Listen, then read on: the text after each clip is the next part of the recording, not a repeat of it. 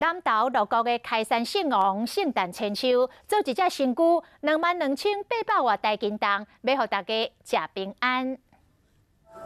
师傅慢慢把这鸭料抹在平安菇顶面，这只平安菇有22,888台斤，咱讲是全台上档的。要做出这么大平安菇，无简单，真够工，嘛要真侪人合作才有法度完成。总共20个人，甲砂糖、甲糯米炒做伙。今年香湾每一个人在约开30-40万，搁咱有做一个一平戏来吃，搁有这个金牌，包括咱的发财金，搁较增加。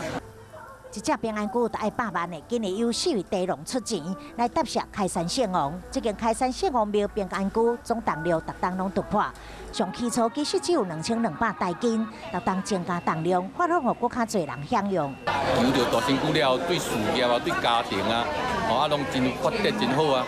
大家都拢是幸运，拢有迄个庇佑，都要伫幸运。